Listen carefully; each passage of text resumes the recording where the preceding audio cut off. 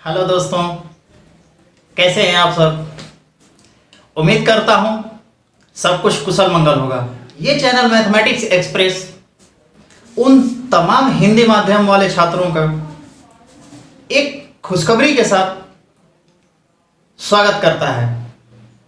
खुशखबरी ये है कि रेलवे के एनटीपीसी और ग्रुप डी में पिछले सालों में जितने भी परीक्षाएं हुई हैं उन सभी प्रश्न पत्रों का हर रोज डिस्कस करेंगे। हर एक प्रश्नों का हम बेसिक तो समझेंगे ही, साथ ही साथ ये भी देखेंगे कि उस प्रश्न को करने का और कितने भी तरीके हो सकते हैं। इससे पहले कि आज का सेशन मैं शुरू करूं, आप मेरा एक बात मानेंगे कि प्रश्न स्क्रीन पर आ जाएगा। हर प्रश्न के बाद आपको 10 से 15 सेकेंड का पॉज लेना है। उसके बाद खुद से अटेम्प्ट लगाना है। अगर बन गया तो खुशी की बात है, नहीं बना तो हतोत्साहित नहीं होना है। वीडियो प्ले करना है और एनालाइज करना है कि क्या कमी रह गई थी, और ये प्रक्रिया हर प्रश्न के साथ करेंगे आप। तो आइए आज का सेशन का शुरुआत उन प्रश्नों से करते हैं जो कि 28 मार्च 2016 प्रथम पाली में पूछे गए थे। आप सबके लिए प्रश्न स्क्रीन पर आ जाएगा और मेरे सामने स्क्रीन लगा हुआ है, मैं वहां से क्वेश्चन पढ़ पाऊंगा। तो पहला प्रश्न पढ़ता हूं। 16 का वर्गमूल तथा 4 के वर्ग का गुणनफल ज्ञात कीजिए। बेहद आसान सवाल है। बोला है कि 16 का वर्गमूल और 4 का वर्ग, इनका क्या करना है? गुणनफल करना है। जल्दी से बता दीजिए। 16 का वर्गमूल कितना होता है? 4 होता है। बहुत अच्छे। 4 का वर्ग कितना होता है? 16। दोनों का गुणनफल कीजिए, 64। ये आपका आंसर। तो आइए दूसरे प्रश्न की ओर बढ़ते हैं। आपका प्रश्न है √1 minus sign square theta divided by 1 minus cos square theta को हल कीजिए। इस क्वेश्चन को हल करो इससे पहले मैं कुछ सूत्र लिख रहा हूं बोर्ड पे। आप उन सूत्र को याद रखेंगे। आप देखेंगे कि आने वाले जितने भी त्रिकोणमिति के प्रश्न हैं उसमें 95% केस में यही सब फार्मूला लग रहा होगा। आपको बहुत ज़्यादा हाई फाई फार्मूला याद करने की जरूरत नहीं पड़ेगी। हाँ, एक दो प्रश्न हो सकता है जिसमें बहुत ज़्यादा कंसेप्ट लग रहा हो, लेकिन आपका 95% केस में ये फार्मूला ही काम आएगा। ठीक है, तो आइए देखते हैं। आपको त्रिकोणमिति में 3 एजम्पशन लिया गया है। पहला है साइन थीटा। इसका मतलब होता है लंब बटे में कर्ण बोलते हैं। इंग्लिश में भी इसको लिख देता हूं कोर्स में। परपेंडिकुलर, कर्ण को हाइपोटेनस बोला जाता है, एच लिख देता हूं। दूसरा होता है आपका कॉस थीटा। ये होता है आधार बटे में कर्ण। इसको इंग्लिश में बेस बोला जाता है, और ये हाइपोटेनस। तीसरा होता है tan थीटा। ये होता है लंब बटे में आधार। इसको परपेंडिकुलर और इसको बेस। अब इन तीनों का व्युत्क्रम ना जरूरत पड़ जाए, इसलिए 3 और आइडेंटिटी लिया गया है। यह होता है कोसेक थीटा। इसका उल्टा लिख देना है आपको, कर्ण बटे में लंब हो जाएगा ये। इसका रेसिप्रोकल होता है सेक थीटा। ये क्या होता है? इसको पलट दीजिए, कर्ण बटे में आधार। इसका व्युत्क्रम होता है tan का कॉट होता है। इसको भी इसी तरीके से उलट दीजिए, आधार बटे में लंब।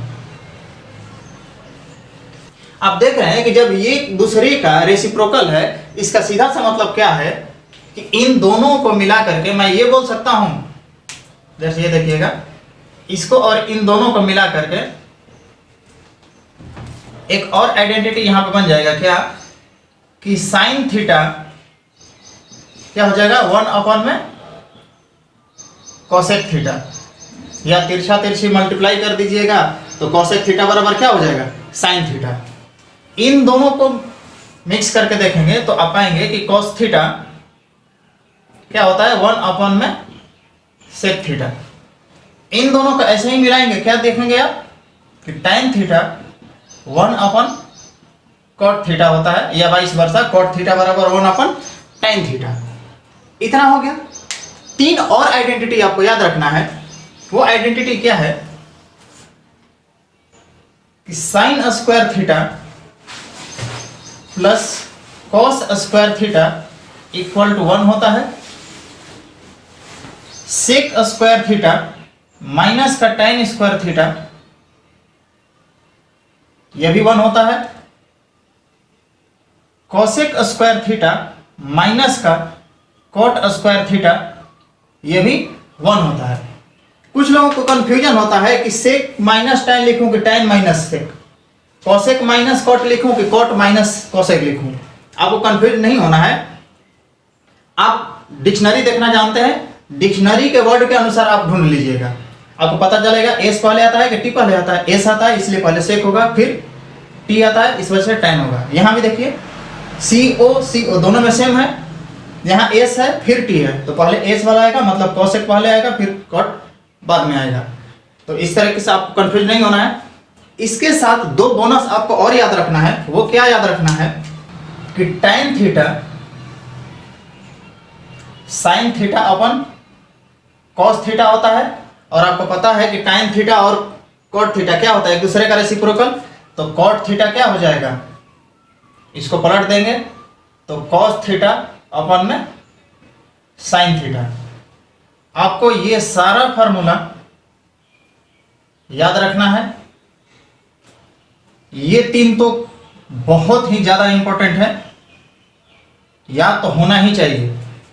ठीक है, अब देखिए इस पेपर में 2 सवाल पूछे गए थे ट्रिग्नोमेट्री का, और इससे ही बन जाएगा आपका सवाल। अब सवाल के ऊपर आते हैं। सवाल आपका पूछा है कि रूट अंडर का 1 minus sign square theta divided by 1 minus cos square theta. अब खुद सोचिए कि 1 और साइन स्क्वायर थीटा किस आइडेंटिटी में आता है, इसमें से कहां पे है। तो यहां देख रहे हैं कि साइन स्क्वायर थीटा 1 है यहाँ पे। इसका मतलब है कि अगर साइन स्क्वायर थीटा को 1 के साथ रख दे तो 1 माइनस का इधर आके हो जाएगा ना साइन स्क्वायर, तो कॉस स्क्वायर थीटा क्या हो जाएगा। देखिए आपको मैं लिख के दिखाता हूं कैसे होगा। इस फॉर्मूले को मैं यहां लिखता हूं, cos square theta equal to ये 1 है तो 1 लिख देता हूं, और ये साइन स्क्वायर प्लस में है तो इधर ले जाएंगे क्या हो जाएगा माइनस का साइन स्क्वायर थीटा। इसका मतलब क्या है कि हम लोग 1 माइनस साइन स्क्वायर थीटा के जगह पे क्या लिख सकते हैं कॉस स्क्वायर थीटा। यहाँ पे लिख देते हैं 1 माइनस साइन स्क्वायर थीटा की जगह पे कॉस स्क्वायर थीटा। डिवाइड का साइन है, डिवाइड का साइन दे देते हैं। अब देखते हैं 1 माइनस कॉस स्क्वायर थीटा। देखिए 1 और कॉस स्क्वायर कहाँ पे आता है, 1 यहाँ पे है, कॉस स्क्वायर यहाँ पे है, मतलब इसी फार्मूले से वो वाला भी बन जाएगा आपका। तो इसको अगर सोल्व करेंगे आप तो अब देखेंगे क्या हो रहा है। ये आपके बार साइन को इधर रख देंगे, ये इक्वल टू के आगे 1 है, और ये इधर आगे क्या हो जाएगा माइनस का कॉस स्क्वायर थीटा। तो अब आप देख रहे हैं कि 1 माइनस कॉस स्क्वायर थीटा के बदले क्या लिखा जा सकता है साइन स्क्वायर थीटा। चलिए साइन स्क्वायर थीटा लिख देते हैं, साइन स्क्वायर थीटा। रूट है, रूट बैठा देना है आपको। अब जब देख रहे हैं कि आप डिवाइड में है, इसका मतलब क्या है कि हम इसको इस तरीके से लिख पाएंगे, रूट है तो रूट डाल देते हैं। अब जब स्क्वायर हटेगा तो रूट हट जाएगा तो कॉस थीटा हो जाएगा, इधर से भी स्क्वायर हटेगा तो रूट हटेगा, साइन थीटा हो जाएगा। और आपको अभी अभी बताया कि कॉस थीटा अपन साइन थीटा क्या होता है, कॉस थीटा अपन साइन थीटा कॉट थीटा। इसका मतलब क्या है ये कॉट थीटा, ये आंसर है। इतनी बातें आपको समझ में आई। आइए इसी तरीके एक और प्रश्न इसी पेपर में पूछा गया था, उसको देखते हैं। यदि कॉट ए बराबर 12/5 है तो sine A plus cos A into cosec A क्या होगा। कॉट ए इक्वल टू 12/5 दिया हुआ है। पूछा है आपसे साइन ए प्लस कॉस ए सबके मल्टीप्लाई में कॉसेक ए। क्या करेंगे? अभी अभी बताया कि कॉसेक ए क्या होता है, साइन थीटा अपॉन में 1 माइनस कॉस थीटा। इसको कैसे लिख पाएंगे? ये लिख देता हूं, sign A plus cos A into 1 upon sine ए। अब क्या करते हैं, इनको आपस में मल्टीप्लाई कर देते हैं अंदर ले जाके। तो साइन ए इंटू में 1 अपॉन साइन ए कितना हो जाएगा, साइन ए अपॉन में sign A plus cos A upon में साइन ए। ये साइन ए से साइन ए कैंसिल हो जाएगा, कितना बचा, ये 1, ये प्लस ये cos A upon sine A कितना होता है, cos theta upon sine theta, cot theta होता है। यहाँ से क्या आ जाएगा आपका कॉट ए, और कॉट ए का वैल्यू क्या दे रखा है 12/5, तो 1 प्लस 12 इसको सॉल्व करेंगे, एलसीएम आएगा 5, ये 5 प्लस 12 कितना आ जाएगा 17/5। ये आपका क्या हुआ, आंसर हुआ। अगर इस तरीके से आप नहीं बना पा रहे हैं तो इसका एक और तरीका है जो आपने 10वीं क्लास में पढ़ रखी है, उसको मैं बताता हूं। वो टाइम टेकिंग है लेकिन सवाल बन जाएगा। आइए देखते हैं उस मेथड को। कॉट ए बराबर क्या होता है, देख लीजिए, आधार बटे में लंब होता है, लिख देते हैं यहाँ पे आधार, और ये क्या हो गया लंब। ये आधार लंब क्या करते थे 10वीं में, एक समकोण त्रिभुज बनाते थे। ए है तो इसका ए नाम दे यहाँ पे दे देते हैं, ये बी मान लेते हैं, ये सी। किस एंगल की बात कर रहे हैं, एंगल ए की। मतलब क्या है कि एंगल ए के सामने वाला आपका क्या हो जाएगा, लंब हो जाएगा। ए के पास वाला क्या होता है, आधार होता है, और जो सबसे लंबी भुजा होती है वो क्या होता है, कर्ण होता है। इतनी बात समझ गए? अब क्या करना है, ये वैल्यू यहां चिपका देना है। आधार कितना है 12, लंब कितना है 5। जब 2 आपको पता है भुजा, तो तीसरी भुजा नहीं निकाल पाएंगे, पाइथागोरस प्रमेय लगाएंगे और निकाल लेंगे। पाइथागोरस प्रमेय लगाने के बाद ये कितना आ जाएगा आपका 13। ट्रिपलेट होता है 5, 12 और 13 का, दोनों का स्क्वायर करिएगा, जोड़िएगा तो 13 का स्क्वायर के बराबर हो जाएगा, ठीक है ना। अब आपको क्या करना है कि ये साइन ए यहाँ पे लिखना है। साइन ए क्या होता है बताइए, क्या होता है, लंब बटे में कर्ण, 5/13 प्लस कॉस ए क्या होता है, आधार बटे में कर्ण, तो 12/13, और कॉसेक ए क्या होता है, साइन ए का रेसिप्रोकल होता है। कितना हो जाएगा, कर्ण बटे में लंब, 13/5। अब क्या करना है, या तो पहले जोड़ लीजिए तब मल्टीप्लाई कीजिए, मल्टीप्लाई करके जोड़ दीजिए, मल्टीप्लाई कर दीजिए। इसका और इसके साथ होगा तो कितना हो जाएगा, कट पीट 1 हो जाएगा। इसका और इसका मल्टीप्लाई कीजिए तो कितना हो जाएगा, 13 से 13 कट जाएगा, 12/5 हो जाएगा। सॉरी ये प्लस का साइन है। अब इसको ऐड कीजिएगा तो कितना आएगा 17/5। आप चाहे जिस भी मेथड से बनाइए, आंसर में आपका कोई फर्क नहीं आएगा। आप देखेंगे कि इसी तरीके का क्वेश्चन पूछा जाता है, बहुत आसान होता है, कोई दिक्कत नहीं है। हाँ ये जरूर है कि आपको ये सारे आइडेंटिटी आपको याद रहने चाहिए। तो आइए अगला प्रश्न देखते हैं। आपका सवाल है, चक्रवृद्धि ब्याज 8% की वार्षिक दर से निवेश किए गए 37,500 रुपये 1.5 वर्ष में कितने हो जाएंगे जबकि ब्याज दर अर्धवार्षिक संयोजित होता हो। आइए इसको समझते हैं। आपको प्रश्न में दे रखा है दर, मतलब कि जिस हिसाब से आपको सूद दिया जाता है उसको दर बोला जाता है। ये 8% दे रखा है, वही कितना सालाना, मतलब 1 साल में वार्षिक। और आपको धन कितना दिया गया है, मूलधन 37,500। ये मूलधन क्या होता है, मूलधन वो होता है जिस पे बैंक उधार देता है या इंसान उधार लेता है, या एक आदमी दूसरे आदमी को उधार देता या लेता है, उसी को क्या बोला जाता है, मूलधन बोला जाता है। समय कितने वर्ष के लिए दिया है, 1.5 वर्षों के लिए दिया है। और पूछा आपसे क्या है, मिश्र धन। वो है मिश्र धन कब, कि जब ये जो दर है वो किस हिसाब से मांगता है, अर्धवार्षिक।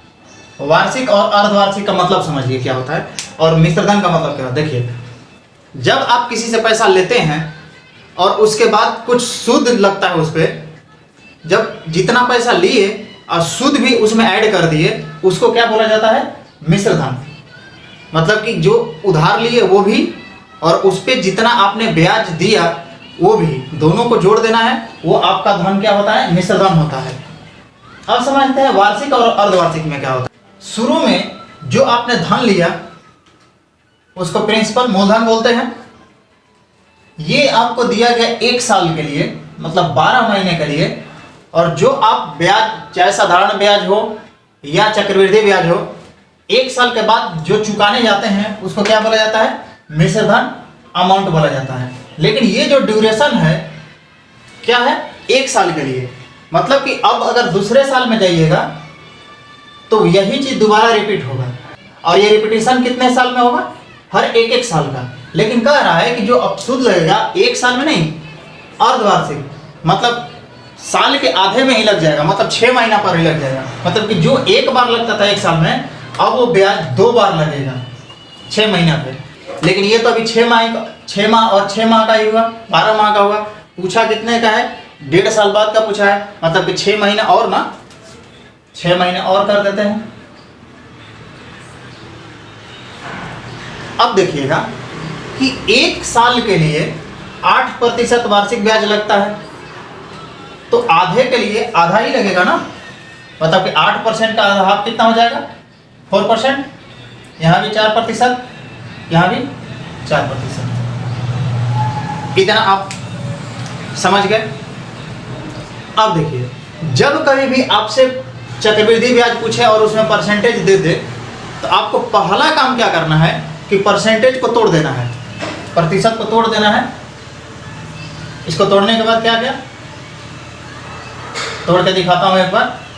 परसेंटेज हटाते हैं, 100 आता है, इसको काट दीजिएगा 25, 1/25। 4% को कैसे लिखा जाता है? 1/25 में। इसका मतलब क्या होता है कि ये जो 4% है, ये 100 में वैल्यू निकाला गया है और ये पूरा मान 1 में निकाला जाता है। तो आपको इस तरीके से 1 से 20 तक का आपको परसेंटेज का वैल्यू पूरा आपको याद होना चाहिए, ठीक है ना। अब देखिए, अगर ये परसेंटेज लगा है तो ये किस पे लगता है? मूलधन पे ना। इसका मतलब है कि जो नीचे वाला होता है ये आपका क्या हो गया? प्रिंसिपल, मूलधन हो गया, ये वाला मूलधन। और ये वाला होता है जो क्या होता है? इंटरेस्ट। और इस केस में क्या है? CI है आपका। मतलब क्या है कि अगर हम प्रिंसिपल और अमाउंट देखें, मूलधन और मिश्र धन देखें, अगर मूलधन 25 है तो 1 रुपया और ऐड हो जाता है ना, CI, तो कितना हो जाएगा? ये 26। ये तो एक बार के लिए हुआ। दूसरी बार के लिए सेम कंडीशन, 25 या 26। फिर तीसरी बार के लिए भी यही कंडीशन, 25 ये 26।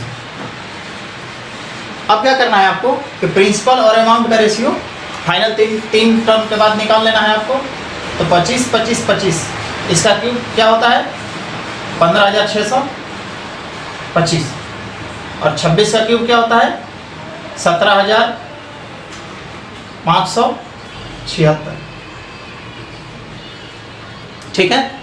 देखिए, बात ऐसा है ना कि आपको अगर टाइम बचाना है तो आपको कुछ चीज़ें तो याद होनी चाहिए। जैसे 1 से 50 तक का आपका वर्ग याद होना चाहिए। 1 से 30 तक का डेसिमल में आपको वर्गमूल याद होना चाहिए। 1 से 30 तक का क्यूब याद होना चाहिए।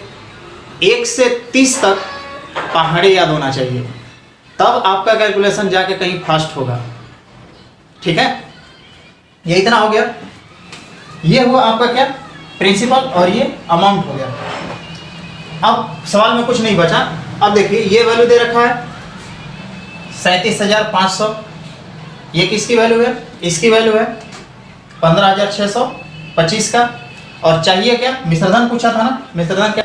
17,576। अब क्या करेंगे? ये काट देंगे। वैसे अगर यहाँ इधर तो मल्टीप्लाई करने की जरूरत पड़ेगा आपको, लेकिन इधर मल्टीप्लाई करने की कोई जरूरत नहीं पड़ेगा। ऐसा क्यों? देखिए, जैसे 37,500, ये वैल्यू किसकी? इसकी थी ना। मैं मल्टीप्लाई ना करके एक बार में ऐसे लिख देता हूँ, 25 गुना 25 गुना 25। और चाहिए किसकी वैल्यू? इसकी वैल्यू जो यहाँ पे है, यहाँ पे लिख देता हूँ 26 गुना 26 गुना 26। अब क्या करना है, क्यों गुना करने के यहाँ पे जरूरत नहीं पड़ा, क्योंकि वापस तो यहाँ पे कटाना ही पड़ेगा ना, तो यहाँ पे मल्टीप्लाई करेंगे, वापस से यहाँ काटे पिटेंगे तो फायदा क्या हुआ। इस वजह से यहाँ नहीं भी करेंगे तो कोई फर्क नहीं पड़ेगा, लेकिन यहाँ तो करना ही पड़ेगा आपको।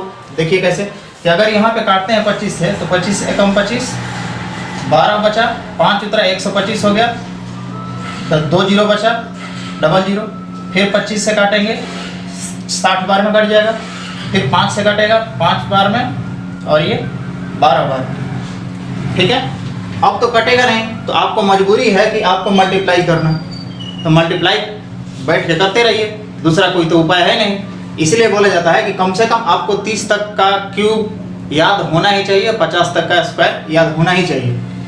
तो इसका क्या होता है 17,576। अब 12 है तो अब टेबल याद रहेगा, तो अब 12 का टेबल पढ़ के आप डायरेक्ट लिख सकते हैं, नहीं तो फिर आप वही कमाल कीजिएगा कि 1 2 फिर 2 से मल्टीप्लाई कीजिएगा, करते रहिएगा। अगर 12 का पढ़ा याद है आपको तो डायरेक्ट मल्टीप्लाई कीजिएगा।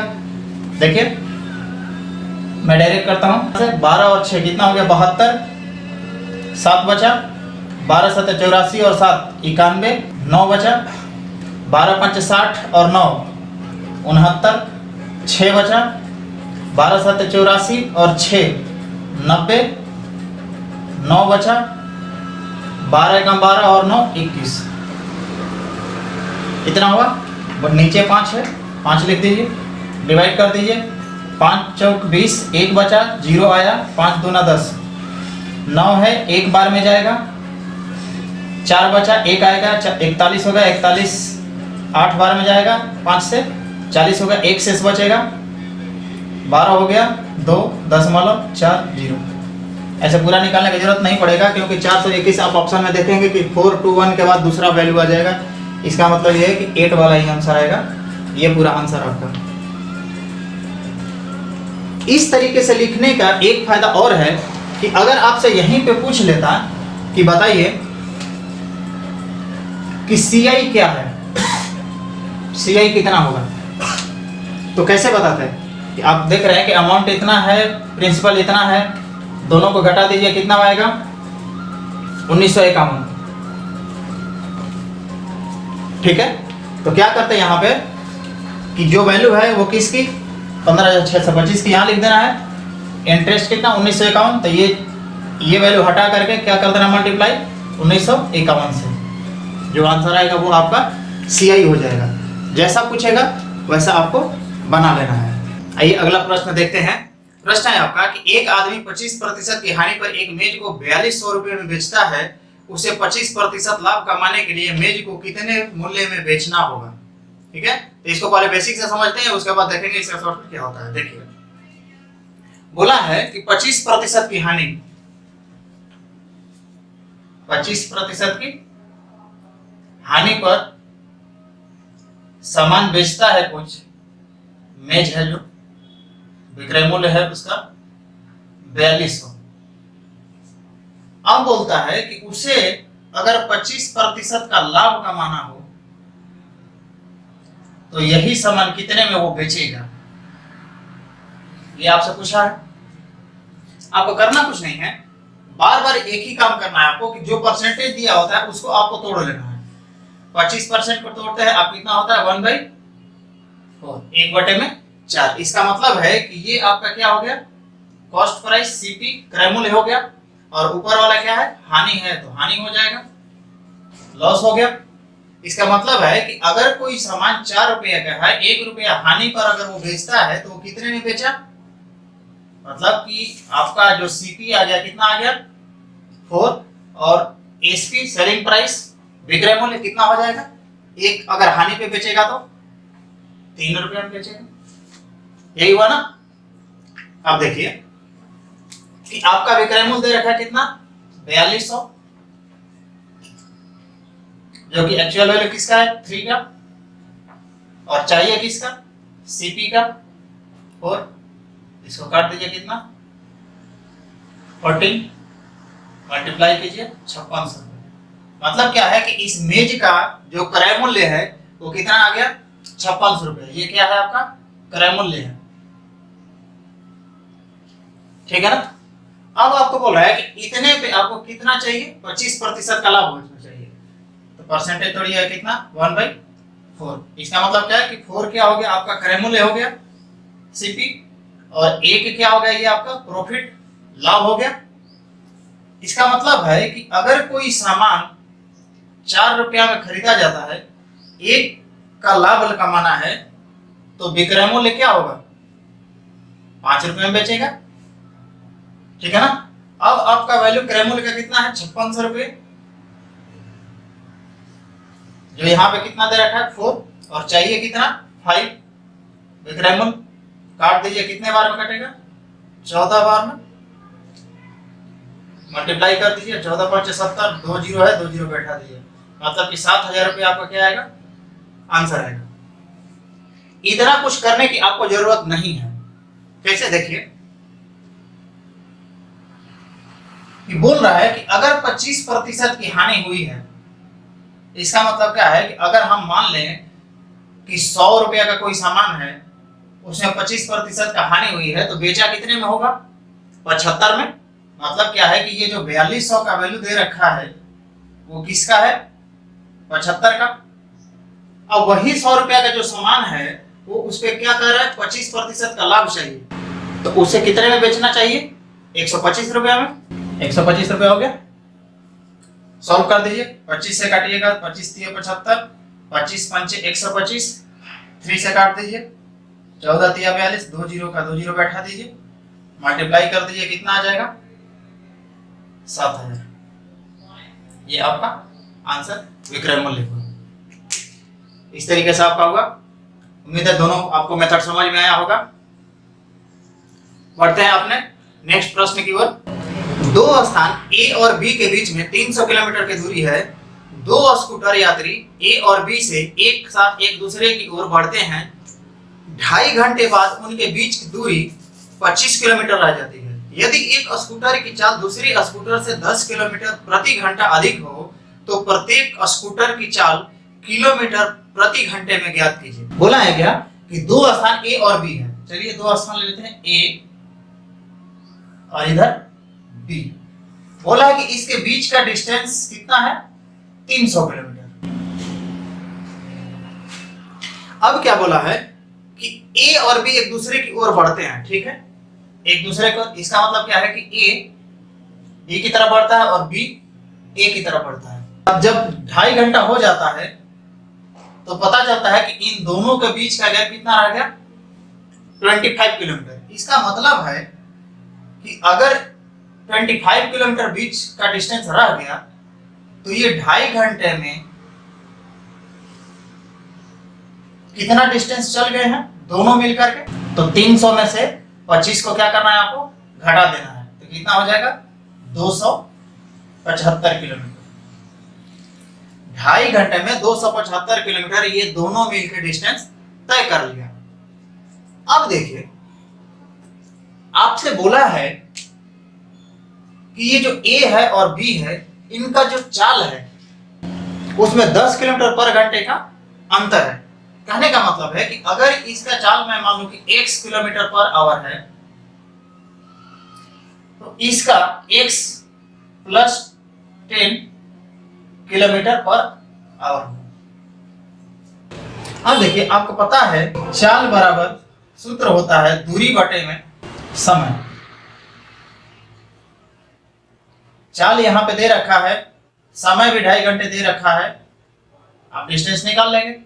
तो ए का अगर डिस्टेंस निकाले तो कितना हो जाएगा, क्या हो जाएगा, स्पीड इनटू टाइम होगा ना, चाल गुना समय हो जाएगा दूरी बराबर। तो x मल्टीप्लाई में 2.5 घंटा 2.5 आवर्स,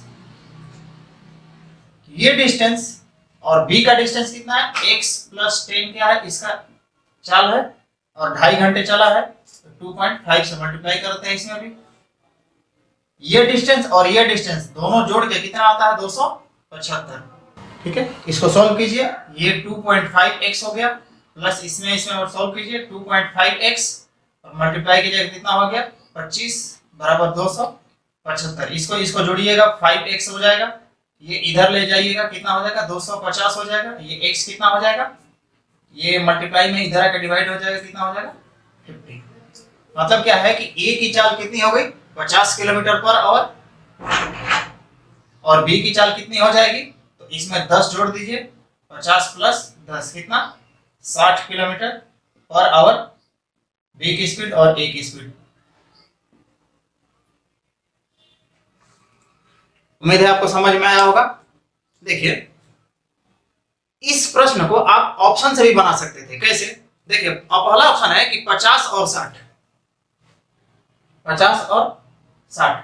आप देख रहे हैं कि सारे ऑप्शन में 10-10 का ही गैप है, 50 60 30 40 40 50 60 70। ठीक है, पहला ऑप्शन चेक करते हैं कि अगर ये चाल 50 का है, 1 घंटे में 50 किलोमीटर जाता है, तो 2 घंटे में 100 किलोमीटर और आधे घंटे में 25 किलोमीटर, मतलब कि 2.5 घंटे में टोटल कितने चल जाएगा, ये 125 किलोमीटर। ये 60 किलोमीटर पर घंटे से जाता है, तो पहले घंटे में 60 किलोमीटर, दूसरे घंटे में भी 60 किलोमीटर, और जब आधे घंटे और चलेगा तो कितना 30 किलोमीटर, टोटल कितना 150 किलोमीटर। ये हो गया आपका 150 किलोमीटर। अब दोनों को जोड़ दीजिए, देखिए कितना आ गया 275 किलोमीटर। यही तो आपको चाहिए था, आगे ऑप्शन चेक करने की जरूरत नहीं है। आइए नेक्स्ट प्रश्न की ओर बढ़ते हैं। प्रश्न है कि एक आदमी ने 360 रुपए में 144 संतरे खरीदे और 10% के लाभ से बेच दिए। आपने प्रति दर्जन संतरे किस दर से बेचे? ठीक है, आइए देखिए। कहा है कि 360 रुपए में क्या करता है, खरीदता है, मतलब कि क्रय मूल्य हुआ उसका 360 रुपए। बोला है कि लाभ 10% लेकर के वो बेच देता है। संतरा कितना है, 144 संतरे हैं। 144 संतरे का मतलब 12 दर्जन। 10% का लाभ है 360 पे, इसका मतलब 10% कितने के बराबर हो गया, 360 गुना 10% बटे में 100, 0 0 0 0 कैंसिल, कितना 36। इतना रुपया का लाभ मिला, विक्रय मूल्य कितना हो जाएगा 360, ये लाभ 36, 396 रुपया में। तो 396 रुपया में 12 दर्जन बेचा है। आपसे पूछा है एक दर्जन का दाम, सीधा सीधा क्या करना है, 12 से डिवाइड कर देना है। 12 12 3 36, 3 बचा, 12 3 36, मतलब क्या 33 रुपया पर दर्जन बेचा है उसे। नेक्स्ट प्रश्न देखते हैं। प्रश्न है ए की लंबाई बी की लंबाई का 5/8 है, तो बी की लंबाई ए की लंबाई का अनुपात कितना होगा? कह रहा है कि ए की लंबाई बी से कितना है 5/8। पूछा क्या है आपसे, बी की लंबाई ए के तुलना में। क्या किया है, यहाँ पे रेसिप्रोकल कर दिया ना, व्युत्क्रम कर दिया, उलट दिया। इसका मतलब क्या है, ये भी उलट जाएगा, कितना हो जाएगा 8/5। सिंपल सा था। आगे बढ़ते हैं। बोल रहा है कि दो क्रमानुपात संख्याएं ज्ञात कीजिए जिनमें पहले अंक का 3 गुना दूसरे अंक के 2 गुने से 5 अधिक हो। देखिए ये भी आसान है, जैसे जैसे सवाल बोलता है ना वैसे वैसे आपको लिख लेना है। देखिए बोला है कि दो क्रमानुपात संख्या। क्रमानुपात का मतलब क्या होता है, एक के बाद एक। जैसे आपका एक आता है, एक के बाद दो आता है, दो के बाद 3 आता है, मतलब एक एक अंक का क्या हो रहा है, इंक्रीज हो रहा है, बढ़ रहा है। तो मैं ये बोल सकता हूं कि अगर पहली संख्या x है तो दूसरी संख्या x + 1 हो जाएगी, क्रम में आ गया। अब बोल रहा है आपसे कि पहला का 3 गुना और दूसरे का 2 गुना। 2 गुना तो है ही, ये 5 और अधिक है। बराबर करते हैं, इसको सॉल्व कर देंगे। ये 3x हो गया, बराबर मल्टीप्लाई करते हैं 2x प्लस का 2 प्लस का 5 हो जाएगा। ये 3x 2x इधर आ जाएगा, कितना हो जाएगा x हो जाएगा। ये कितना 7। पहली संख्या कितनी आ गई आपकी 7, दूसरी संख्या कितनी हो जाएगी 7 + 1 कितना 8 हो जाएगा। पहला संख्या ये, दूसरा संख्या 8। वैसे भी इस प्रश्न को हम लोग ऑप्शन के थ्रू बना सकते थे। कैसे? देखिए पहला ऑप्शन क्या बोल रहा है कि 5 और 6। देखिए 5 और 6 जैसे बोला है तो 5 और 6। क्या बोला है कि पहले का 3 गुना, इसका 3 गुना कीजिए, कितना होगा 15। इसका कितना 2 गुने से 5 अधिक, 2 गुना 12 होगा और 5 अधिक 5 जोड़ दे कितना 17। क्या ये दोनों बराबर है? नहीं है ना, इसका मतलब क्या पहला ऑप्शन गलत।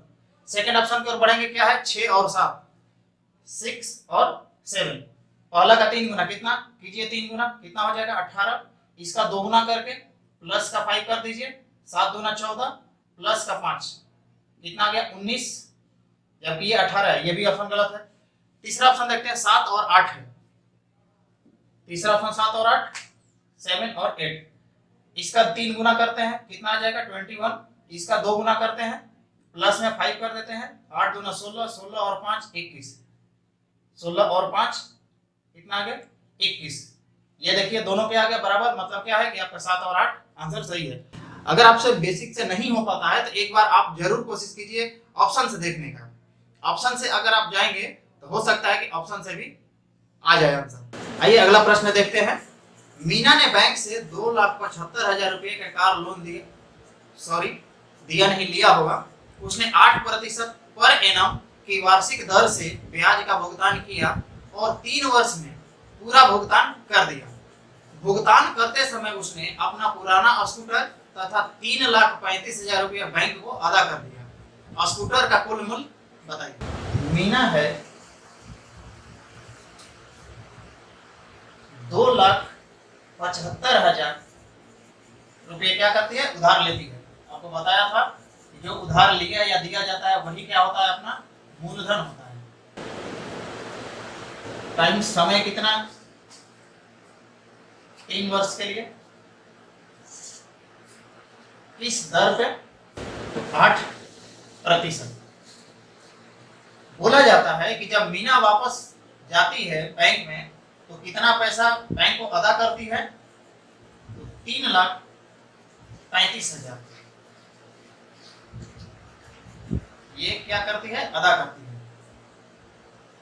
साथ ही साथ एक अपना स्कूटर भी देती है।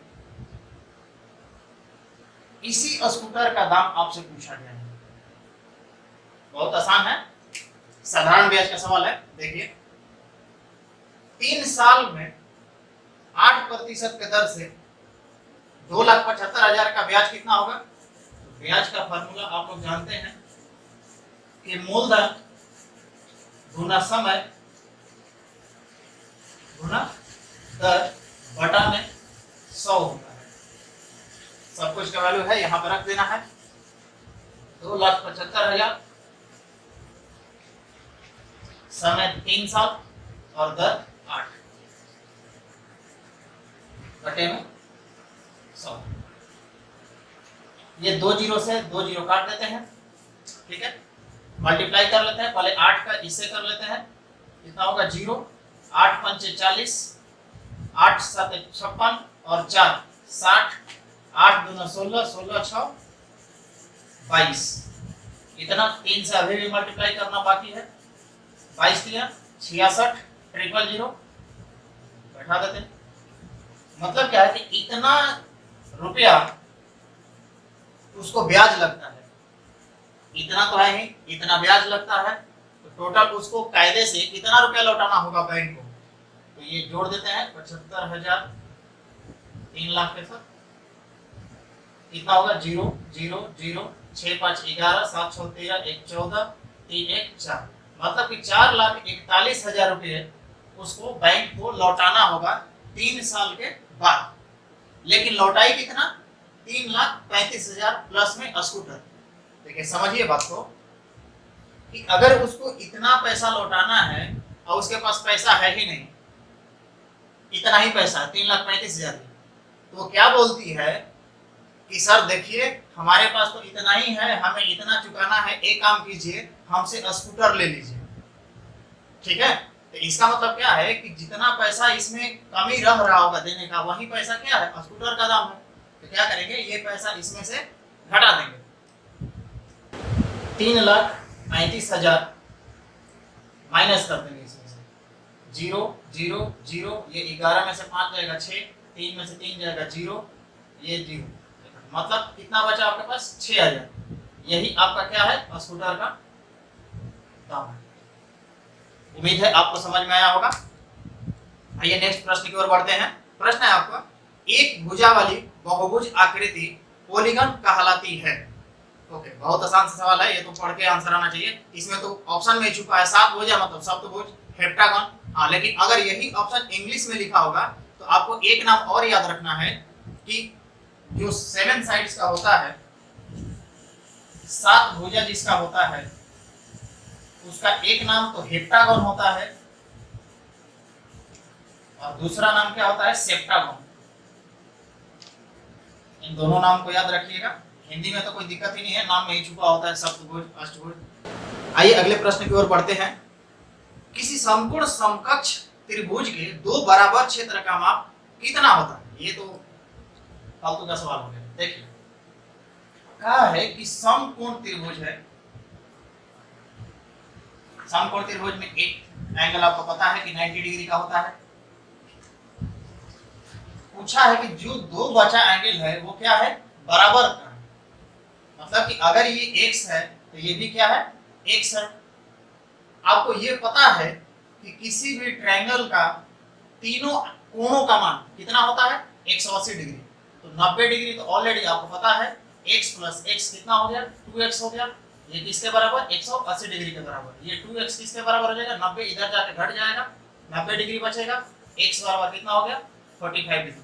यही आपका आंसर है, इसमें कुछ था नहीं। नेक्स्ट क्वेश्चन देखते हैं। एक टैंक दो नल x तथा y क्रमशः 5 घंटे तथा 10 घंटे में भरा जा सकता है, जबकि एक अन्य नल z टैंक को 20 घंटे में खाली कर देता है। यदि तीनों नल एक साथ खोल दिए जाए तो इस टैंक को कितने घंटों में भरा जा सकता है? बोला है कि x, y और z तीन नल है। x भर देता है आपको 5 घंटे में, y भर देता है 10 घंटे में और z खाली कर देता है 20 घंटे में। अगर खाली कर देता है तो इसको माइनस के साइन से दिखा देते हैं। ये साइन माइनस का सिर्फ ये दिखा रहा है कि वो घटा रहा है, ठीक है। अब देखिए, हम लोग क्या करते हैं कि अज्यूम कर लेते हैं टोटल वर्क को, ठीक है। तो उसके लिए क्या करते हैं, हम लोग एलसीएम निकाल लेते हैं। इन तीनों का एलसीएम क्या हो जाएगा? एलसीएम निकालने के लिए सबसे अच्छा तरीका क्या होता है कि सबसे बड़े वाले वैल्यू को पकड़ लीजिए। जैसे 20 को फिर देखना है कि क्या बाकी सबसे कट जा रहा है क्या, तो 20 सबसे कट जाएगा। इसका मतलब क्या है कि टोटल वॉल्यूम जो हो जाएगा, आयतन जो होगा पूरे टैंक का, कितना हो जाएगा, 20। अब क्या करते हैं कि 1 घंटे का काम निकाल लेते हैं। तो 5 घंटे में अगर 20 भर सकता है तो 1 घंटे में कितना, 4 भरेगा। 10 घंटे में 20 भर सकता है तो 1 घंटे में कितना, 2। ये 20 घंटे में 20 लीटर खाली कर सकता है तो 1 घंटे में 1 माइनस का साइन, तो माइनस लगा देते हैं, मतलब 1 खाली करेगा।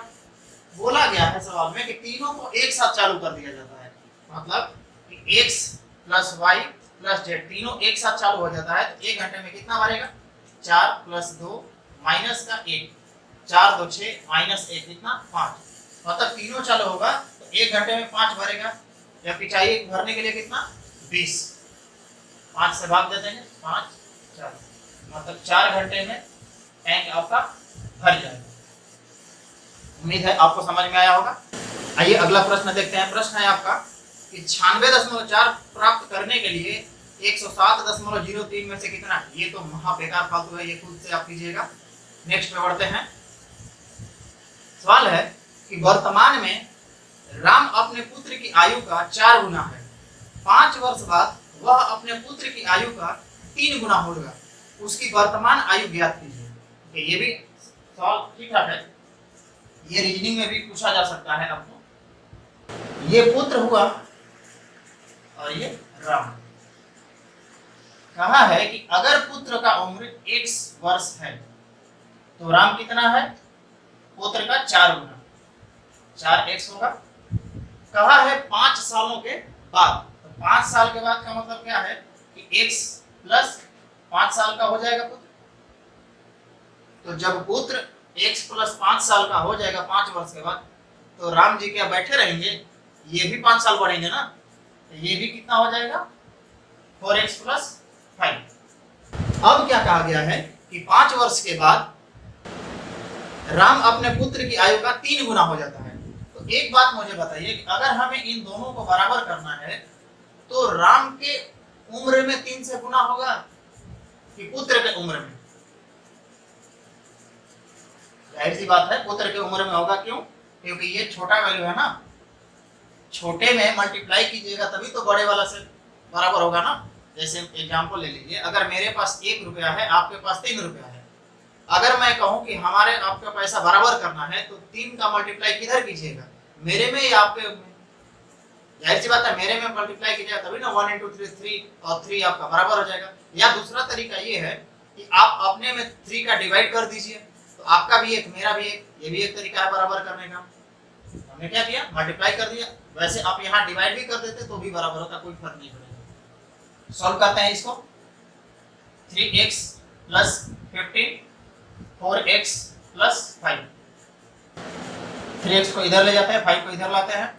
15 - 5 4x - 3x, ये 10 हो जाएगा और ये x। मतलब क्या है कि पुत्र की वर्तमान आयु कितनी है?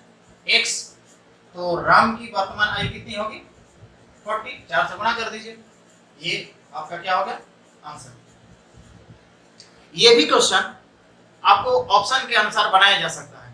अगर आपको इस तरीके से नहीं आता है कि किसमें क्या गुणा करना है, किसमें क्या भाग देना है, कैसे जोड़ना घटाना है, तो आप ऑप्शन के थ्रू जाइए, पक्का ये सवाल बनेगा। इस तरीके के सवाल ऑप्शन से बन ही जाते हैं। देखिए कैसे करना है। ये पहला ऑप्शन है 60 और 15। ठीक है, देखते हैं 60 और 15। मतलब कि ये राम है और ये पुत्र है। बोला है 5 साल बाद, तो 5 साल बाद ये कितने हो जाएंगे? 65। ये 5 साल बाद कितना हो जाएगा? 20। क्या ये पुत्र और राम का 3 गुना है? नहीं है ना। इसका मतलब क्या है कि ये ऑप्शन गलत है। दूसरा ऑप्शन क्या है?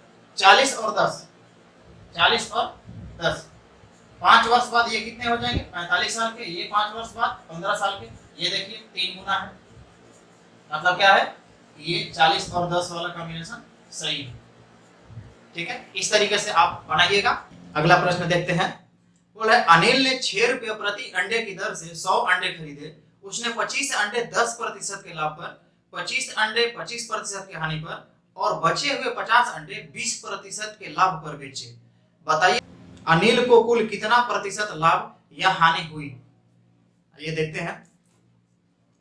बोला कि 6 रुपया प्रति अंडे की दर से 100 अंडा खरीदता है। इसका मतलब क्या है कि टोटल उसका क्रय मूल्य कितना हो जाएगा? तो 6 गुना में 100, उसका 600 रुपया क्या हो गया? क्रय मूल्य हो गया। अब बोला है कि 25 अंडे 10% के लाभ पर बेचता है, तो क्रय मूल्य कितना हो जाएगा 25 अंडे का? 25 × 150 रुपये। मान लेते हैं कि 100 रुपया खरीदा है और लाभ कितना ले रहा है? 10% का, मतलब कि 110 रुपया में बेचेगा।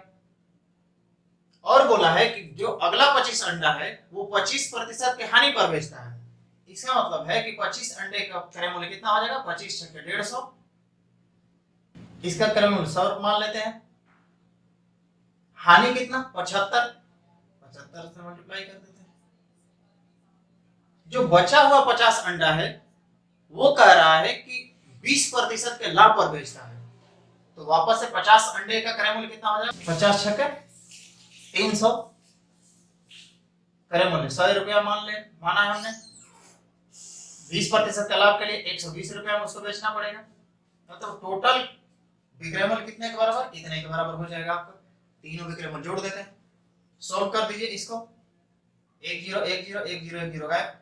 11 5 55, 11 5 16, प्लस में 50 × 150, 50 दूना 100, कितना हो जाएगा? ये 3 5 15, 3 7 21, 1 22 बटे में 2, प्लस ये 2 0 से 2 0 गायब, 12 36 360। इसको और इसको जोड़ देते हैं।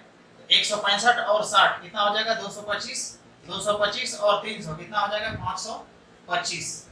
इसको डेसिमल में तोड़ लेते हैं तो 112.5। जोड़ते हैं इसको।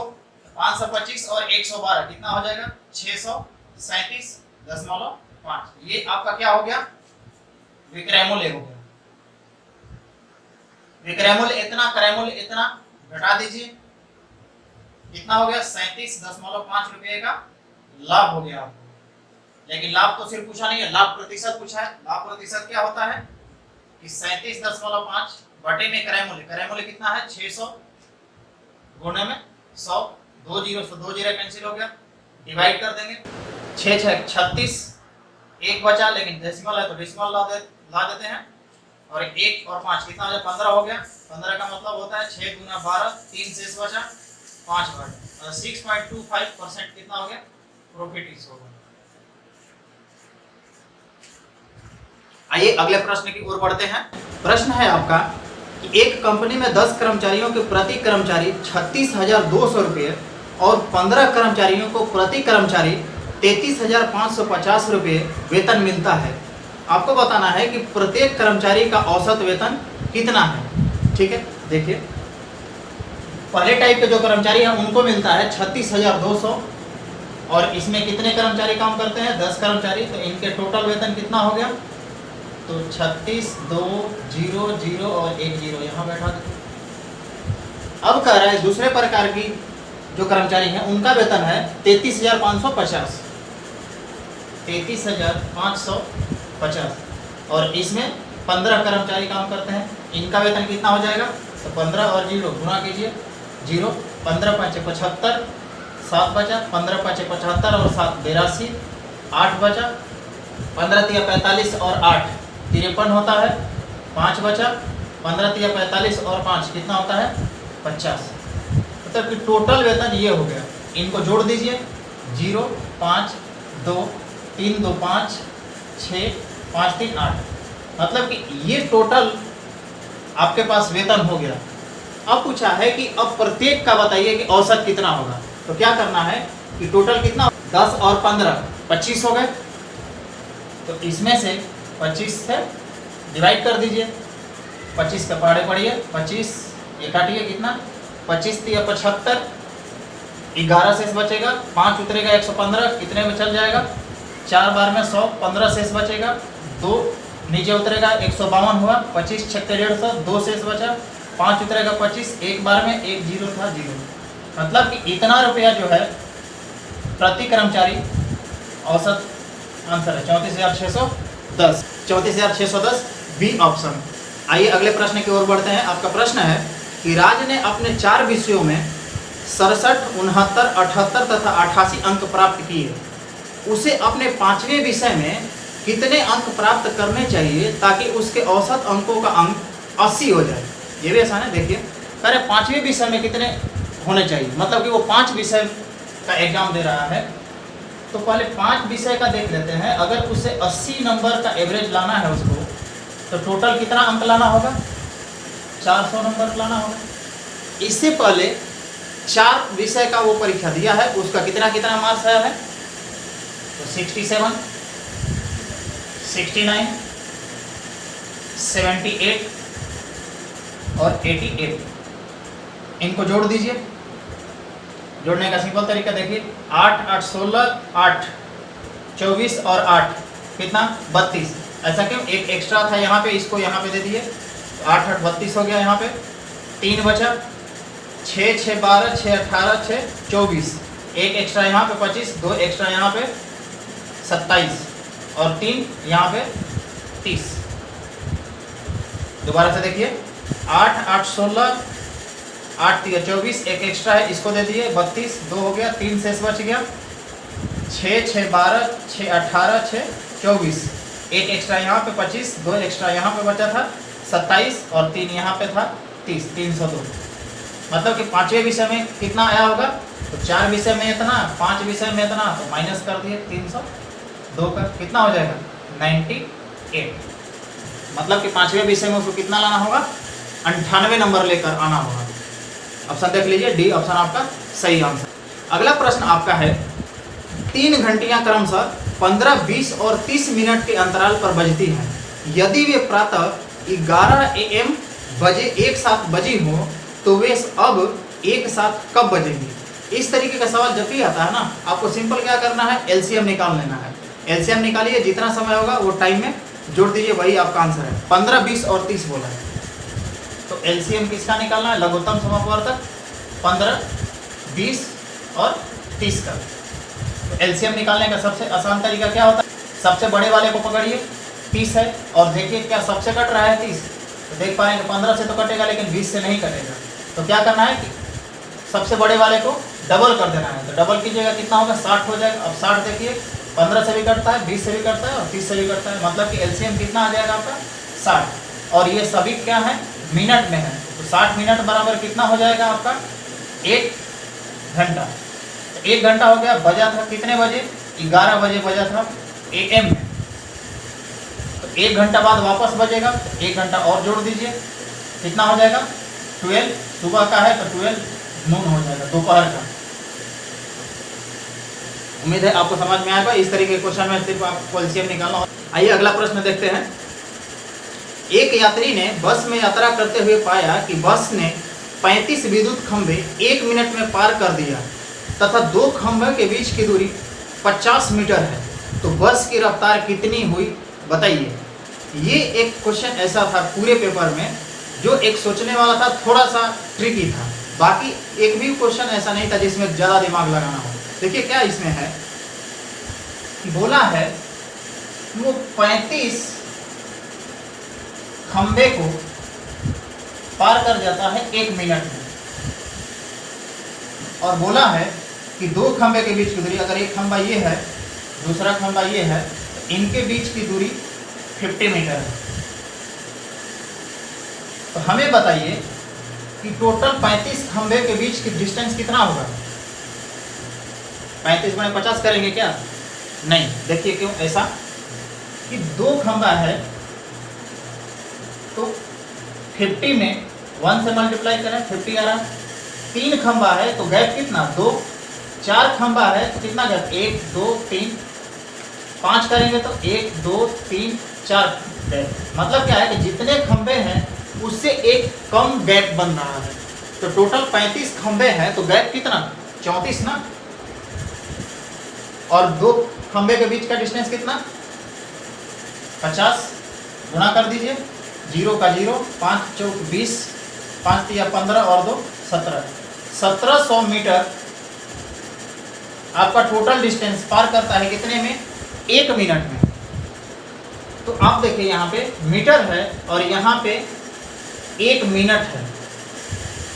आंसर आपको किसने पूछा है किलोमीटर पर आवर में। तो आपको यहाँ पे यूनिट का ध्यान थोड़ा देना पड़ेगा कि आपको यूनिट बदलने आना चाहिए। तो मीटर है मिनट है, 2 यूनिट आपने पढ़ा है, मीटर पर सेकेंड और किलोमीटर पर आवर, ठीक है। तो यहाँ पे मीटर है, ठीक है। मिनट को क्या करते हैं सेकंड में बदल देते हैं, तो 1 मिनट बराबर कितना 60 सेकंड, ठीक है। अब डिस्टेंस है, टाइम है, स्पीड आ जाएगा। स्पीड बराबर कितना होता है, स्पीड मतलब चाल बराबर कितना होता है दूरी बटा में समय। दूरी कितना है 1700 मीटर और समय कितना है 60 सेकंड। काट दीजिए कितना हो गया 170 बटे में 6 मीटर पर सेकंड। लेकिन ये तो मीटर पर सेकंड में आंसर नहीं है, किलोमीटर में है। तो क्या करना है आपको कन्वर्जन आपको याद रहना चाहिए कि जब मीटर सेकंड होता है तो मल्टीप्लाई कर देते हैं 18 बटे 5 से।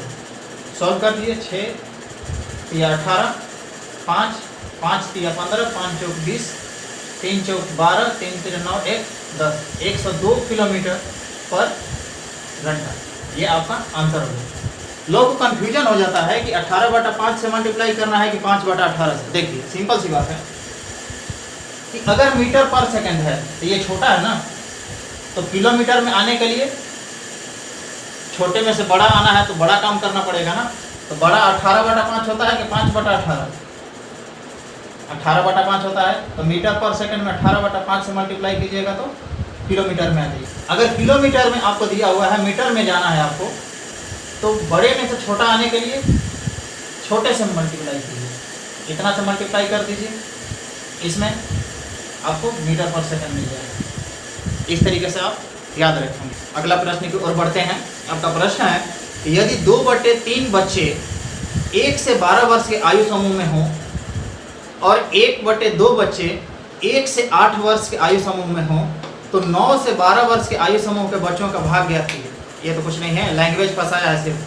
ठीक है, क्या करना है आपको, सिर्फ घटाना है बस, और कुछ नहीं करना है। बोला है कि 2/3 बच्चे, मतलब कि 1 से 12 वर्ष के जो बच्चे हैं वो 2/3 हैं, और 1 से 8 वर्ष के जो बच्चे हैं वो आपको दे रखा है 1/2। 1/2 पूछा है आपसे 9 से 12 वर्ष के बीच के बच्चे कितने हैं। आप देखिए कि 1 से 12 वर्ष तक का बच्चा जो है उसी में 1 से 8 वर्ष तक के बच्चा नहीं आएंगे, क्योंकि ये 1 से 12 साल है, ये 1 से 8 साल है। जाहिर सी बात है ये वाला बच्चा भी इसी ग्रुप में आएगा, और ये टोटल ग्रुप का साइज इतना है और इतने का इतना है, तो क्या करना है, इन दोनों को घटा देना है। घटा दीजिए, 2/3 माइनस का 1/2, एलसीएम ले लीजिए, 6 आएगा, 4 माइनस का 2 3 से 3 हो जाएगा, मतलब 1/6 आपका ये। आपका अगला प्रश्न है कि अमन और अजय एक दीवार को क्रमशः 9 और 12 दिनों में पूरा कर सकते हैं। यदि वे दोनों मिलकर कार्य करते हैं तो वे कितने दिनों में इसे पूरा कर लेंगे। अजय और अमन है,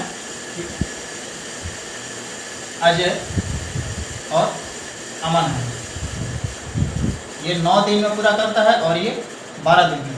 सिंपल सा काम होता है, टोटल वर्क निकाल लेना होता है। टोटल वर्क कैसे निकाला जाता है, तो एलसीएम से एलसीएम में लेंगे। 12 और 9 का एलसीएम कितना होता है, बड़े वालों को पकड़िए, 12 आया, क्या 12 9 से कटता है, नहीं कटता है, दोगुना कीजिए 24, नहीं कटता है, तिगुना कीजिए 36, 36 कटता है दोनों, 9 से भी 12 से भी, मतलब 36 हो गया। एक दिन का काम निकाल लेते हैं, टोटल 36 काम, 9 काम 9 दिन में करता है, एक दिन में 4 काम, 12 दिन में 36 काम करता है, तो एक दिन में 3 काम करेगा। अब देखिए पूछा है आपसे दोनों मिलकर कितने दिन में करेंगे, मतलब कि अजय प्लस अमन जब दोनों मिल जाएंगे तो कितना, 4 और 3 7 काम करेंगे ना एक दिन में, तो एक दिन में 7 काम करेंगे, टोटल काम 35 है, भाग दे दीजिए, 5/1/7 दिनों में, ये आपका आंसर होगा। सिंपल सा कुछ नहीं होता है, इसमें एलसीएम निकालना होता है। एक दिन का काम निकाल लीजिए और देख लीजिए एक साथ करवाना है काम या अलग अलग काम करवाना है। अगला प्रश्न पढ़ते हैं, 50 से 100 के मध्य कितनी अभाज्य संख्याएं होती है। इस तरीके के क्वेश्चन में आपको समय बचाना होता है, आपको ये सब चीज़ें याद रखनी है। जैसे 1 से 50 तक में 15 अभाज्य संख्या होती, 50 से 100 तक में 10 अभाज्य संख्याएं होती है। कौन कौन होती हैं ये फटाक फटाक आपको लिखने आना चाहिए, याद हो जाना चाहिए, क्योंकि आप देखिएगा कि एनटीपीसी और ग्रुप डी में फ्लुएंटली ये सवाल आते हैं। आइए आपको लिख के दिखाता हूँ 1 से 100 तक के सभी अभाज्य संख्याएं।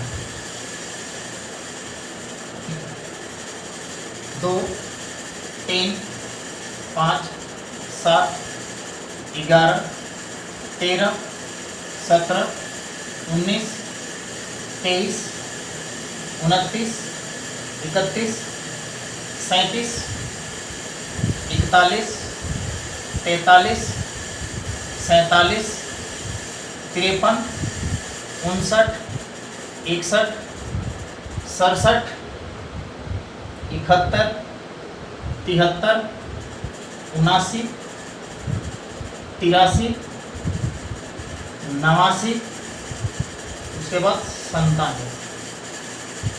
देख लीजिए 1 2 3 4 5 6 7 8 9 10 11 12 13 14 15। आप देख रहे हैं कि 1 से 50 तक में 15 आ गया टोटल, तो 1 से 50 तक में टोटल 15 है, और 50 से 51 तक में 1 2 3 4 5 6 7 8 9 और 10 है। इस तरीके से याद कर लीजिएगा। एक रिजल्ट और याद कीजिएगा, ये जो 2 होता है ना, ये सबसे स्मॉलेस्ट, सबसे छोटा अभाज्य संख्या होता है, और साथ ही साथ इकलौता ये नंबर है जो अभाज्य संख्या के साथ साथ सम संख्या भी होता है। आपका अगला प्रश्न है कि 2 संख्याओं का गुणनफल 35,828 है तथा HCF 26 है, तो उनका एलसीएम ज्ञात कीजिए। आपको फार्मूला याद रहना चाहिए कि 2 संख्याओं का गुणनफल बराबर होता है LCM इंटू HCF।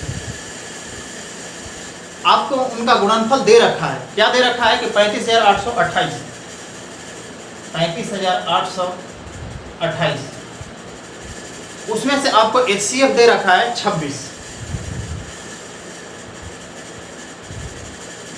इसमें से 3 चीज आपको पता है, एक चीज पता नहीं है, सॉल्व कर दीजिए, ये इधर लाके डिवाइड कर दीजिए, तो LCM बराबर कितना हो जाएगा 35,828 बटे में 26।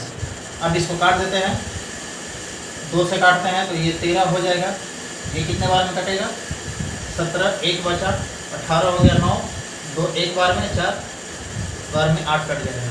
13 से जाहिर सी बात है ये कटेगा ही कटेगा, 13 एकम 13, 4 बचा, 13 3 39, 10 बचा, 1 हुआ 13 7 91, 10 बचा, 4 है 13 8 16, मतलब 1378 ये आपका आंसर है।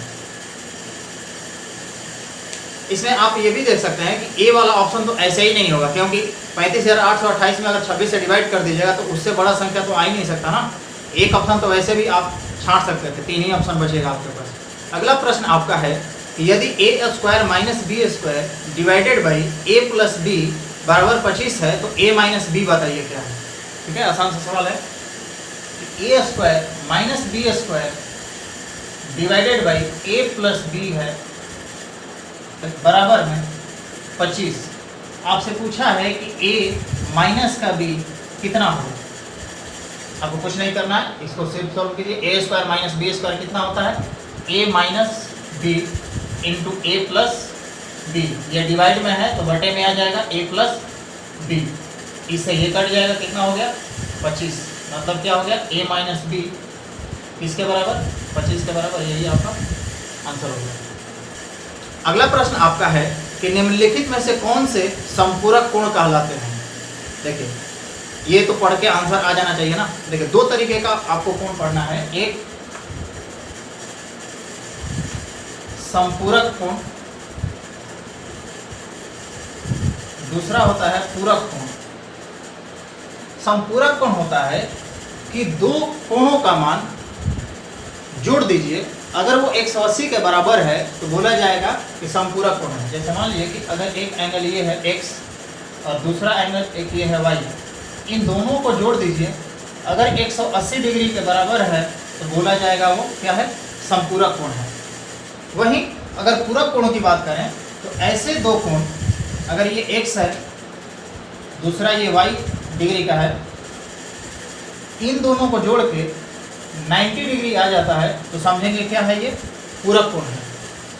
आप ऑप्शन देख लीजिए, पहला ही ऑप्शन है कोणों का योग जब क्या हो 180 डिग्री। यहाँ पे पूरा पूरा नहीं लिखा है, आपको ये भी याद रखना है कि सिर्फ 2 ही कोण का मान, 2 कोण का जोड़ेंगे एंगल तो उनका मान कितना होना चाहिए 180 डिग्री। ठीक है। आपका अगला प्रश्न है कि 1 घंटे का 1 मिनट 12 सेकंड का कितना प्रतिशत होता है। आसान सा सवाल है, सिर्फ भाग देना है और कुछ नहीं। 1 घंटा 1 मिनट 12 सेकंड बोला है कि ये वाला वैल्यू कितना परसेंट है 1 घंटे का, तो ये वैल्यू ऊपर आएगा ना। मतलब कि ये 1 मिनट है तो 1 मिनट में कितना सेकंड 60 सेकंड, और 12 सेकंड और है 72 सेकंड। 1 घंटे में कितना मिनट 60 मिनट, और 1 मिनट में कितना सेकंड 60 सेकंड। 60 मिनट में कितना 60 गुना 60। परसेंटेज आपको चाहिए तो 100 से मल्टीप्लाई कर दीजिए। 1 0 से 1 0, 1 0 से 1 0 गायब हो गया। 6 से काटिएगा 12, और फिर से 6 से काट दीजिए 2 बार में, मतलब ये 2% है 1 मिनट 12 सेकंड 1 घंटे का। अगला प्रश्न आपका वेन डायग्राम से है। प्रश्न है कि 40 छात्रों की कक्षा में 28 तमिल बोल सकते हैं और 30 तेलुगु बोल सकते हैं। सभी छात्र 2 भाषाओं में से कम किसी एक भाषा को बोल सकते हैं। देख सकते हैं, पहले वेन डायग्राम बनाते हैं। 2 भाषा है, एक तो आपका तमिल है,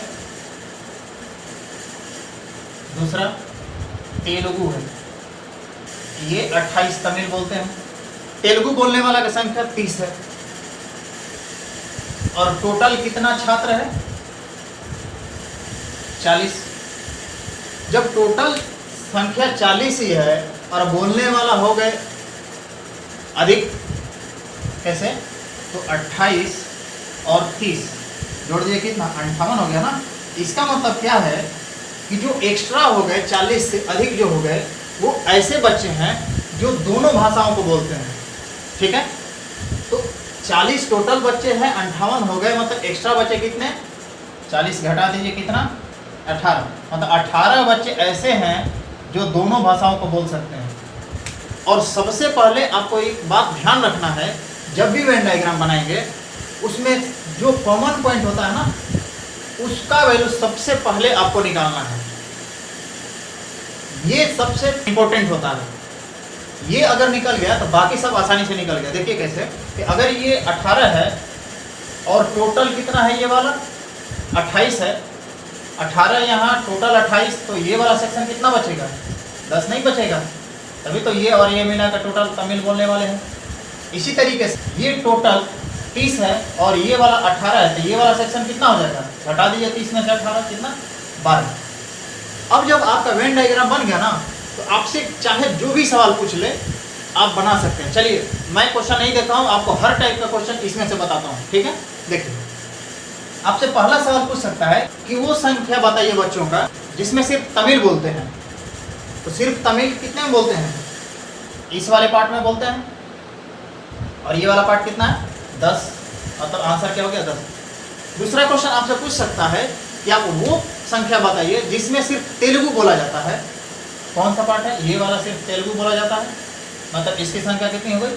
12। आपसे फिर पूछ सकता है कि ऐसे कितने बच्चे हैं जो दोनों भाषाओं को बोलते हैं। तो आप देख सकते हैं ये वाला दोनों बोलते हैं, मतलब 18 बच्चे ऐसे हैं जो दोनों भाषाओं को बोलते हैं।